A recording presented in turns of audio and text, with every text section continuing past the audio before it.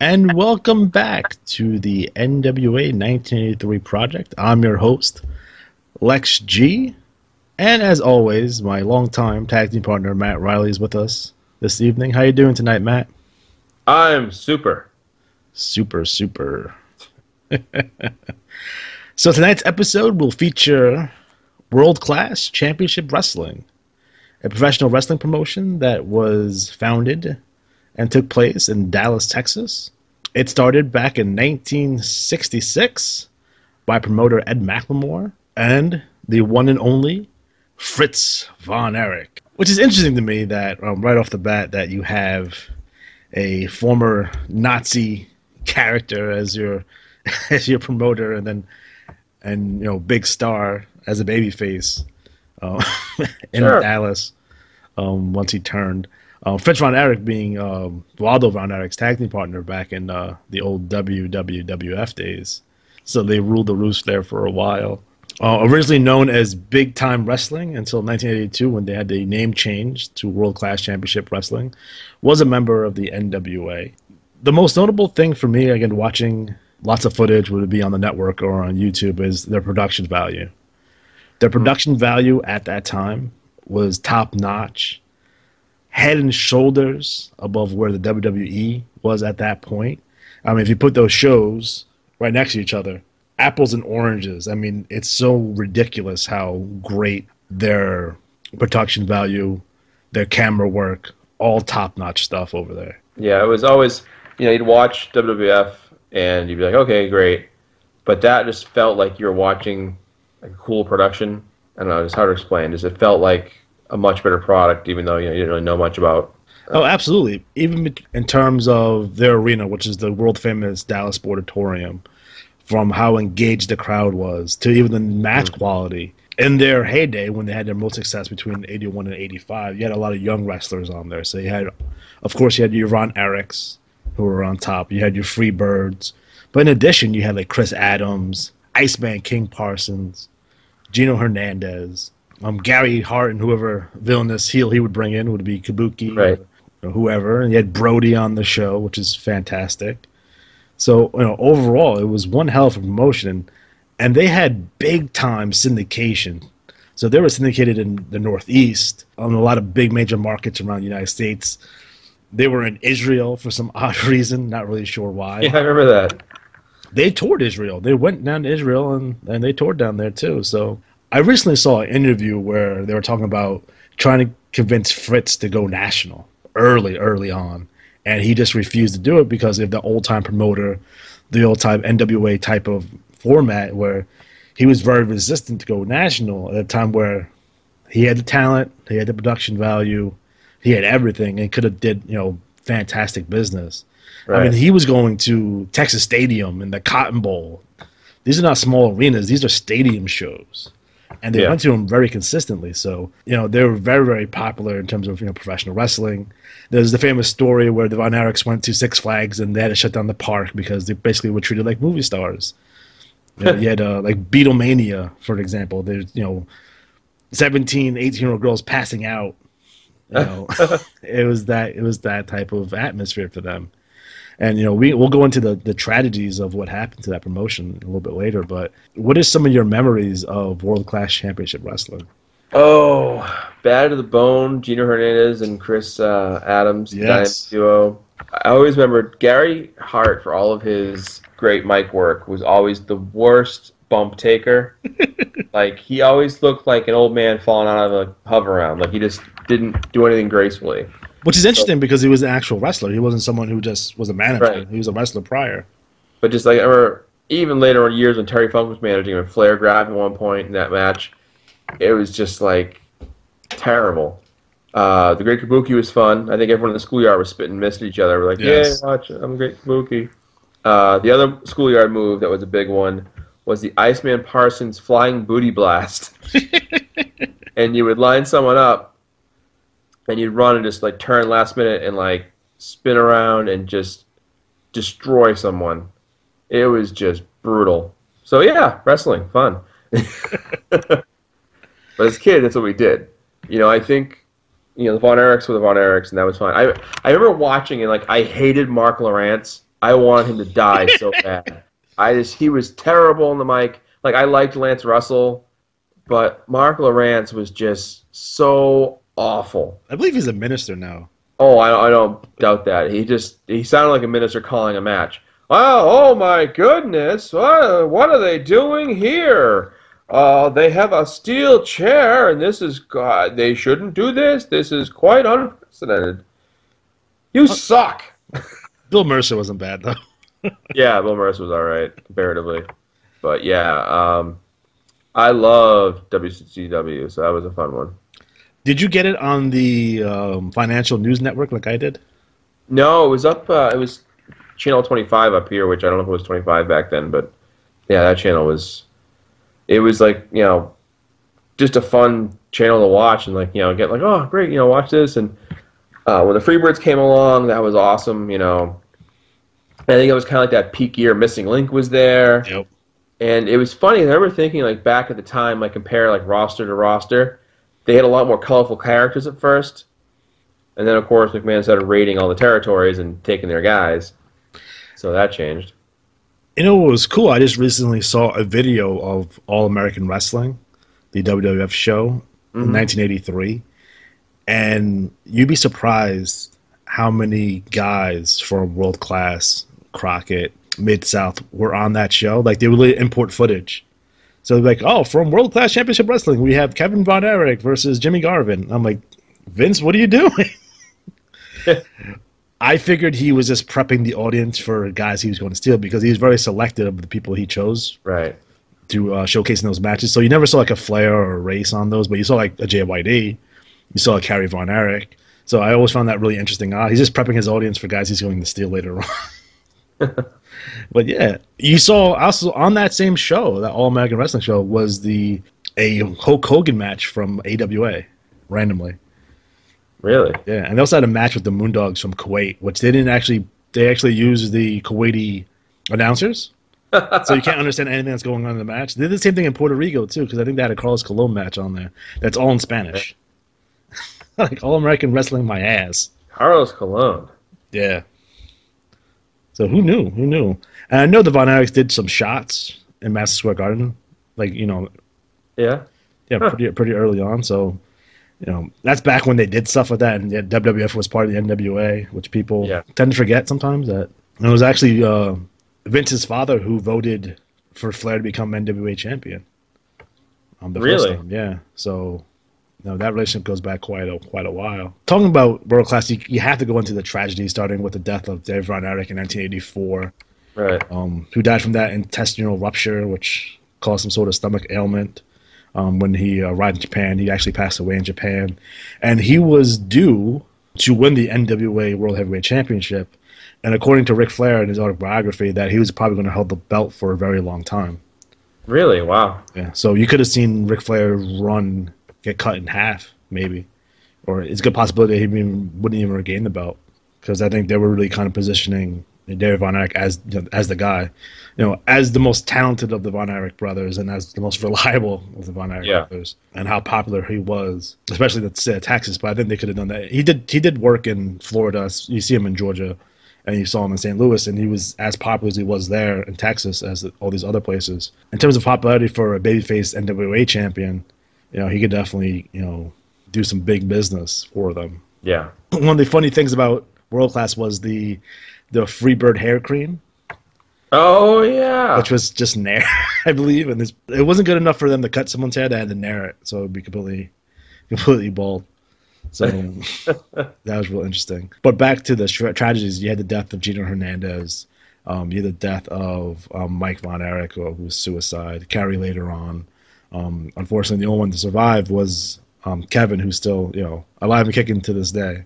Right. We just recently saw him on the Hall of Fame with the Freebirds, so it was nice to see. In addition, you had great matches with the Fantastic versus the Midnight Express. Although the Midnight Express run wasn't very long and World Class, but they had some notable matches over there, and they did a really great job over there. Feuding over the Americas Tag Team Championship. I remember that they had was the Texas title was one of them? I was feeling like the belts were random. because they were weird NWA regional championships, so they didn't make really much sense like America. I guess the America's championship is like how Dallas is like the America's team. That's why they named the belts that way. And they would do so much, they worked at Texas Stadium, so there was always a kind of cross promotion with the Dallas Cowboys. So in terms of championships, they had the Texas Brass Knuckles Championship. They had they had a light heavyweight championship, but that was later on. They had a Middle Eastern Championship, which I guess is the first and only Middle Eastern Championship. They had a television championship, which I guess got combined into the NWA Television Championship, and then a Southwestern Heavyweight Champion. But that was also later on. Speaking of later on, Fritz von Erich did sell out to Jerry Jarrett, and that's basically what formed the USWA. And the USWA being notable for having guys like a debuting and young Steve Austin, a young Undertaker, Cactus Jack. Basically, at that point, they had two offices, one in Memphis and one in Dallas. The Von Erich sons were not too happy. They get that their father's portion of the promotion was sold to Jerry Jarrett, and they did try to do some things outside the USWA. I know they had a working relationship with Bad Boy Tony Rumble. Yeah, the Bad Boy of Boston. And they had the International World Class Championship Wrestling, but that was over in '91. And the World Class kind of just ended. No big kind of, I guess how most wrestling promotions end, like on a whimper. They were on ESPN for a little bit, but that didn't do much for them. So unfortunately fortunately for the WWE, they do have the majority of the World Class Championship footage on the network, or at least, they only have like 6 episodes up there now, but they do own the footage, and we're able to put out a DVD kind of highlighting that. So that was good to see. Yeah, I always feel like it was just fell off the face of the earth, and it was like they all of a sudden went from nothing to then Global came in, and that was kind of like, Eric Embry's your top guy? He's a good worker, but he was a mechanic. But, he's pale-skinned, he could work, but he didn't have really, a great look, and his promos were okay. He wasn't so bad, but yeah. Global wrestling was an interesting experiment. When you talk about global, I always think about the Patriot, Del Wilkes, like Steve Simpson and Jim Cornette, who was there for a small, for a short period of time, and the one and only Bonnie Blackstone. Oh yeah. One of the funniest things I saw in the USWA was, I guess they had like a come as you are kind of match with Steve Austin versus Chris Adams, and Chris Adams comes out in his judo gi, and Steve Austin comes out in his full pads and helmet from his college football team, and it was completely ridiculous. I saw that on some random tape at one point. It's just funny all around. I remember the logo Renegades Rampage. Not sure what that meant. They had Wild West Wrestling too, which is weird. But going back to World Class Championship Wrestling, something that people may not have known was that Dallas controlled the booking office in Texas. Where a lot of people think that Houston Wrestling and the Blanchard promotion, Southeastern Championship Wrestling, or no, Southwestern Championship Wrestling, was their own separate promotion. No, that's all one promotion. Oh wow! They had their promoters. They had the one towns. So they had San Antonio with Blanchard, and you had Houston with Paul Bosch. But Fritz controlled it all. Now he would let, for example, a Paul Bosch bring in the NWA champion or the AWA champion, which he likes to do from time to time.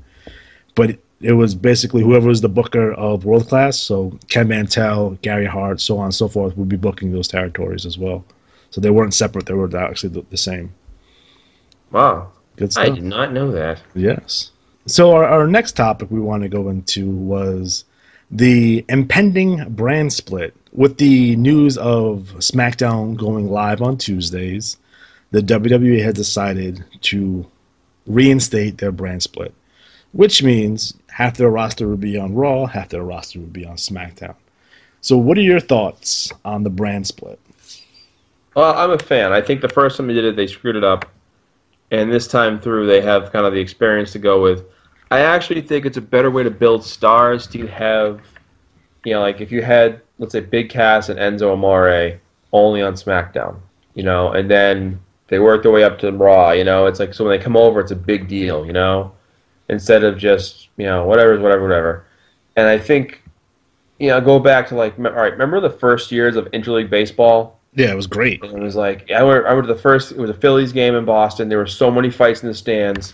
It had a special feel to it, you know? It only happened a couple times a year, and it kind of felt like an all-star game in a way, you know? Hmm. And I think that's the kind of feel you can set up. You have that National League, American League feel where you have SmackDown. And I remember back in the day, like, The Rock was on SmackDown, and you know, Cena was on this show. And I think it's a way to kind of, you build those stars up so when they do fight each other, it's a bigger deal. Now, you might say, well, a lot of the rosters already fought each other. That's true, but there are so many, like, NXT guys in the pipeline. Like, let's say if Finn Balor comes along and he's only on SmackDown. He's a dynamic performer. You're going to want to watch that. Yeah, definitely. Now, they did make some mistakes in the past. I don't know if they should go with the 2-belt scenario or having the 1-belt scenario. People are 50-50 on that. What do you think? Do they go with the 1 belt or the 2 belts? I would rather see them go with 1 belt and then have your U.S. title be, let's say, SmackDown, and IC title be Raw. And that's your champion, if you will, for that show. And that way you kind of elevate that championship. And I still say one of the untapped storylines is, you know, put the belt on someone like Miz, like it is now, right? And have him break Honky Tonk Man's record or, like, get close to it. So I was thinking earlier, you know, a lot of times when you watch sporting events, if you don't like either of the teams or the, you know, boxers or whatever, it's an event. Okay, they're going for a perfect season or they're going for, you know, some kind of streak. Then you'll watch it. And I thought it'd be kind of cool to, you know, incorporate that. So if you have an IC champion in one show and a US on the other, and then you mix it up where you have the champion come out, and when he appears, it's a big deal. And I don't just mean him walking out and being like, I'm going to run my mouth for 10 minutes in a dead-end promo. I mean, he comes out and he faces a guy who's a number 1 contender for that show. So the champ can go back and forth. Because I think when you dilute the title by making 2 champions, you know, keep 1 belt, but have them defend on either show. So that way, the only guy really going to either show is the champion. I definitely agree there. I mean, I like to see the 1 belt with the champion going back and forth. And we don't have to have the champion be on every show every week. Right. You can do 2 SmackDown appearances and 2 Raw appearances. Now, it goes back to the old staple. If you're going to treat SmackDown like a B show like they did last time, that's not going to work. Right. You know, you want to say all your big main stars on Raw, and then you have your secondary guys on SmackDown. Well, that never really worked out well last time. But I think that they're going to have a different attitude due to the fact that it is a live show. Yes.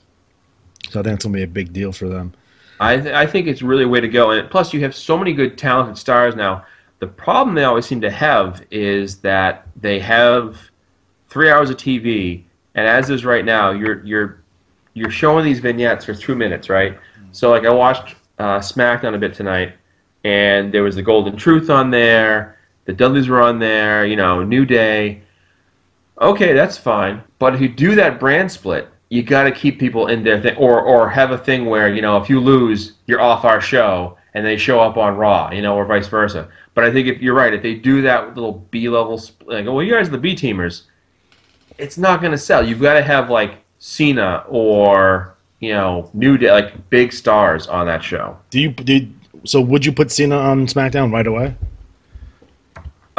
You know, I would, because he's a name that's going to draw over there, and people will watch Cena. I think Cena being away and doing TV, and it's sort of like, remember when Rock did that at first, and it was like, oh, he did a couple movies, and then he was doing movies like all the time. Yeah. And it became a thing. I think with Cena's the next one to go, because he's going to sit there and go, I can bust my ass and get hurt all the time, or I can do movies where I pretend to get hurt. I think Cena only has another 3 years left in him anyway, so I'd say at best, barring a significant injury. Right. So same thing with Orton. He doesn't have that much time left. I mean, he's been at this for a very long time. So you're gonna see these guys kind of get fade out of the picture a little bit, and you know you'll see more of your Dean Ambroses, your Seth Rollins, your AJ Styles. Although AJ is up there in age as well, but he wasn't doing the schedule that these guys were doing. I mean, TNA wasn't touring like they toured in WWE. So although he's been wrestling a while, I don't think he has the mileage on him, you know, say as John Cena does. Exactly. I mean, that's the thing. You think about these guys performing so many times. And one thing I've always thought they should do is have an off season. And even if you gave the guys like 3 weeks off and you did the best of like a recap and did your best matches, I mean, I'd probably watch if it was like, you know, an end of year, have your end of year awards, right? Year review. Year in review. Throw a couple pay-per-view matches on there. Right, right. And you have some of your best stuff and highlights and behind the scenes stuff. Like you have enough in that network that they can do enough type, secret stuff. People will watch and be, that's cool. They can even do a gimmick where they can throw out an old episode of SmackDown, like from '99, and put it up on there. I bet you people will watch it. Like if I had to guess, I would say you put Cena, Styles, The Club, and New Day on SmackDown. And you put Reigns, Rollins, Ambrose, Jericho, and like Owens on Raw. So you have like a kind of dynamic of like mix of stars, like not all at once, but it's like to use our IW example, if you spread the talent around, you kind of have feuds come out organically, right? And there's enough experience there. These guys know what they're doing. You have Dolph Ziggler. You have a lot of talent, and I think if you have 2 live shows. Bang them out Monday, Tuesday, boom, boom. Then you give a couple days off. Then you go back to work. And I think if they had an off season or at least a downtime, rest up a little bit. I've always felt they should have quote unquote written in injuries or time off. I think they need them with the amount of legitimate injuries they're having nowadays. Well, that's the thing. I think it really has drawn our attention to is how many injuries they are having. You think like Neville. I was like, oh yeah, Neville tore his ankle up in that terrible baseball slide. Yeah. Oh my god, dude. Fun baseball slide story. When I was at Killer Kowalski School, I came back in '98. I was training to get back in the ring after I'd hurt my shoulder years ago, and I was training one day with Prince Albert or A-Train or whatever name he was using at the time, Tengu I think is the last time he was called. But anyways, back then he was just Matt. So I called for Ricky Steamboat slide, and we were training. So when you do a Ricky Steamboat slide, you aim low and you slide under the person, you pop up and you do chop chop, right? Mm-hmm. Well, unfortunately, he went to do instead of standing with his legs spread really wide, he ducked down for some reason. So I got him right in the giblets, and he was called Prince Albert for a reason. Yeah, ouch. He needed a $5, and it was like, so he's sitting there and I'm like, you all right? And he's like, yeah. He's like, give me a second. No, he probably teaches that spot at the school.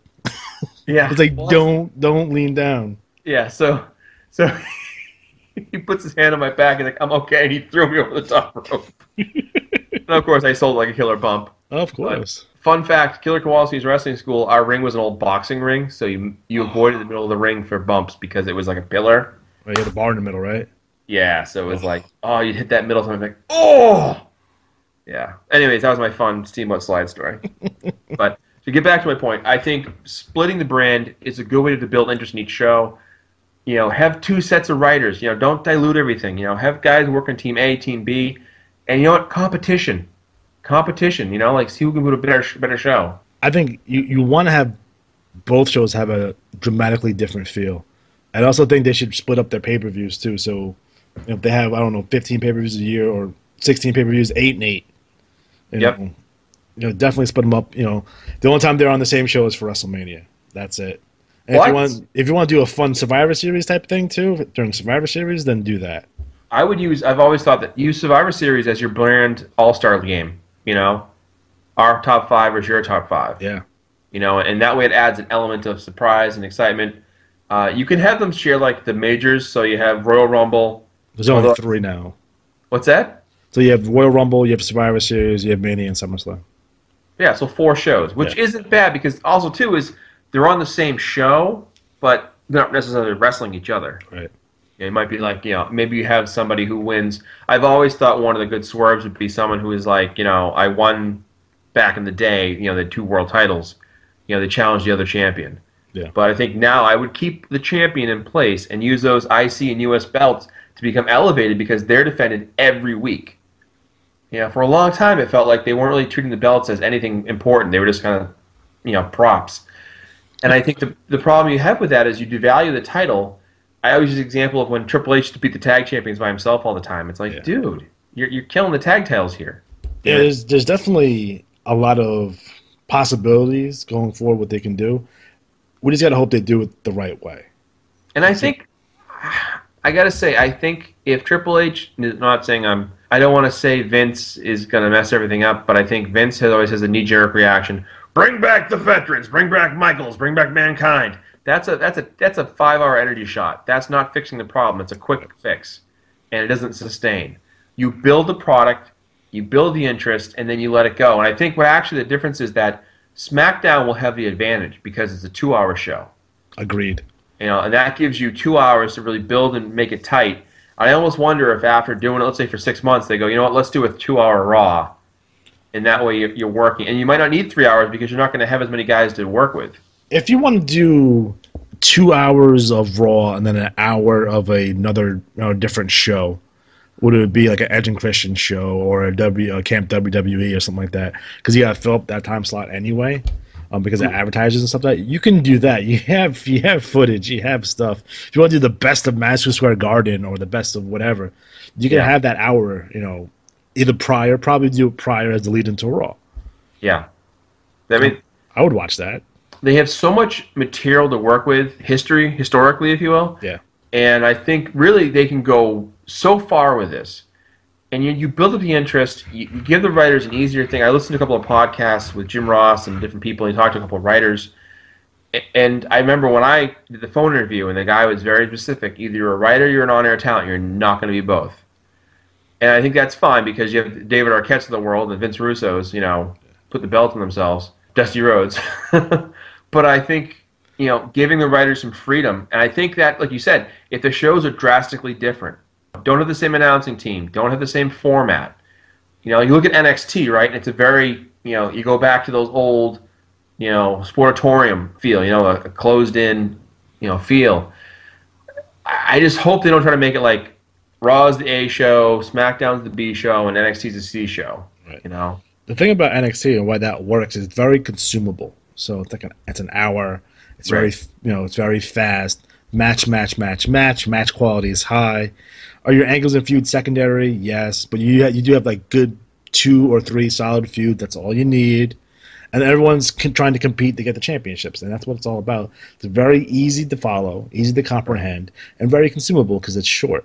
I think the perfect amount of time for a wrestling show should be 90 minutes. I wouldn't even go higher than 90 minutes.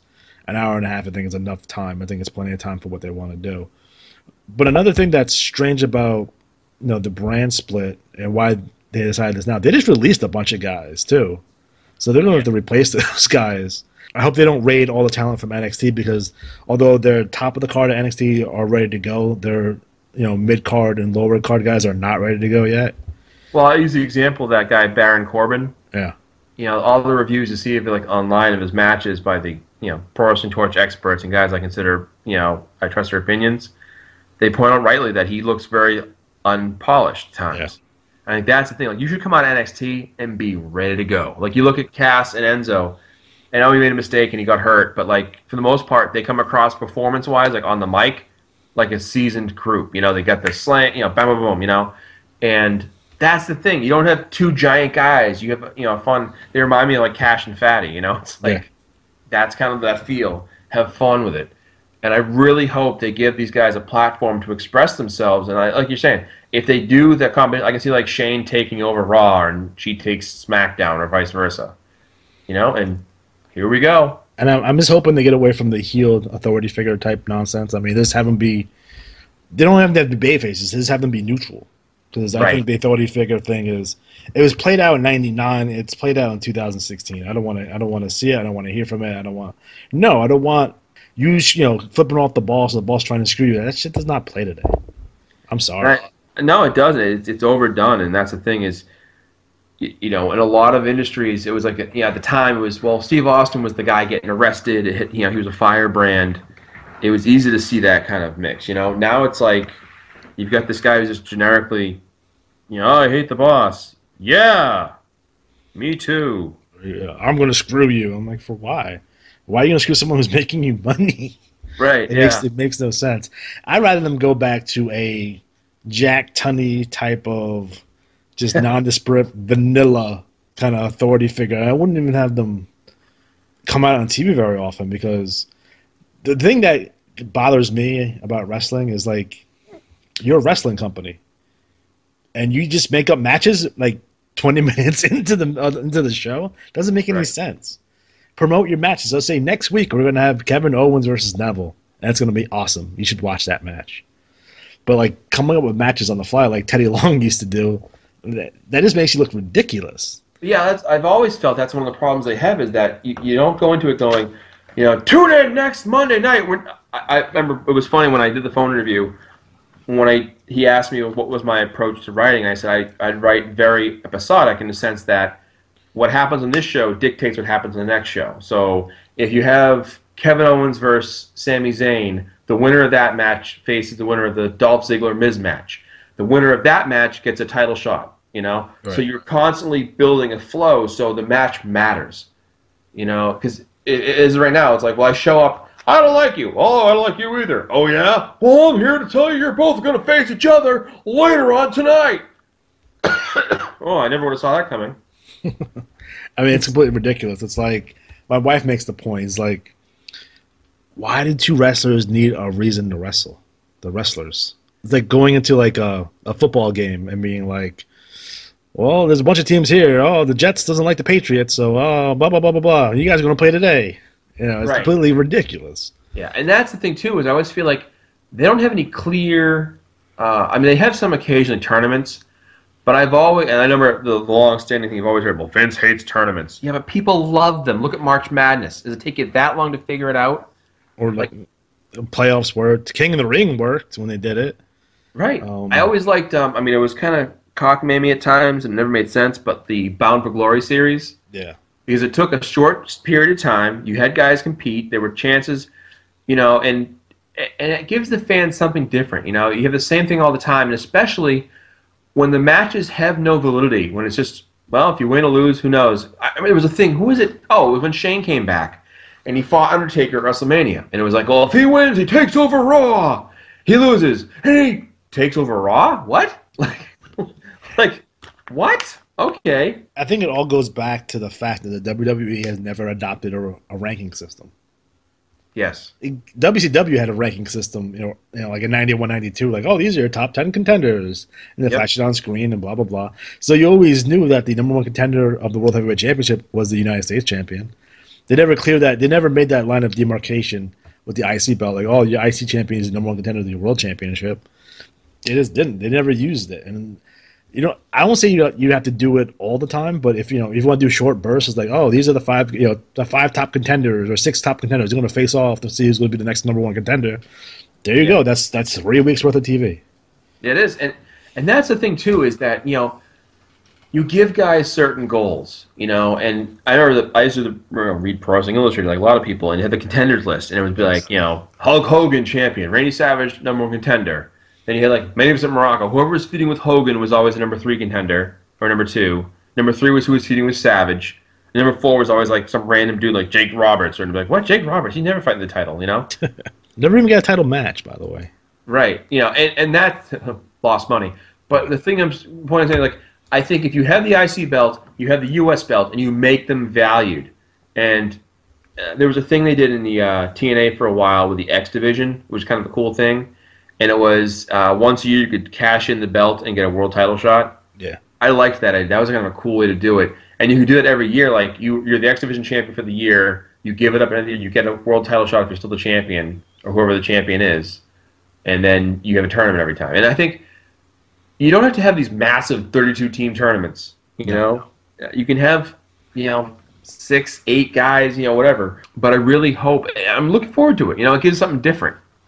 The guys at work are always talking about it. And it was funny, one of the guys I work with, he's not a wrestling fan. His kids are. And he went to a live taping of SmackDown, I think it was. And he was talking about it. He's like, well, the guy came out with this chair and hit the other guy, and that guy was mad because of this. I didn't really know what was going on with that.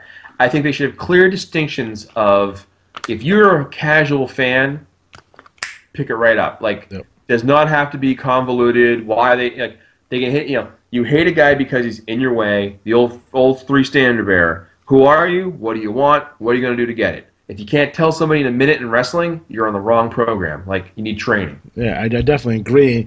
And I think it's funny because a lot of people are, like, very happy that the brand split's coming back.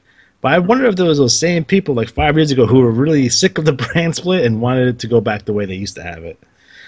But I think it was more of the way they kind of designed it and how all of a sudden, like, everyone's showing up on Raw and there's no one on SmackDown. You have the 2 championships for no reason, and they kept the 2 championships way after they needed to be won. They just unified them right away. And even the way they originally did the 2 championships, where Eric Bischoff just handing Triple H a belt, like, here you go, you're the World Champion. You're World Heavyweight Champion now. Like, he didn't beat anyone for it. Brock Lesnar was still the champion, I believe, at the time. Yeah, I think keep the belt as one item, and you can make the champion go back and forth. And you can even have the champion have, like, here's the thing for you. Let's say Roman Reigns has a feud with Seth Rollins on Raw, and Dean Ambrose is, challenging him on SmackDown. That'd be awesome. And then they get to, SummerSlam, and he cashes. Let's say he wins the Money in the Bank. He cashes in, so you have one guy from Raw, one from SmackDown. Who's going to win the belt? You build some dynamic tension in there and create some momentum. Yeah, definitely. I mean, I think to end this, brand split, good idea. Will it be executed correctly? Who knows? We have to wait and see, but we'll all be watching to find out, right? Yes. So I'm going to end it right there. Make sure you catch us next time on the NWA 1983 project. My brothers taught me about wrestling, but I taught them about eating. So he brought us to pizza, and it's all-you-can-eat buffet. You get hot, fresh pizza. Thin crust or pan. Plus, there's plenty of spaghetti, garlic toast, and a salad bar. All for a super low price. That's why I'm paying today. Kev, let me pay. I'll pay for this one. You two pay for the pizza to go. Pizza to go? I thought you were full. These are for Dad. Yeah, sure. For pizza out, it's pizza in. Yeah, yeah, yeah.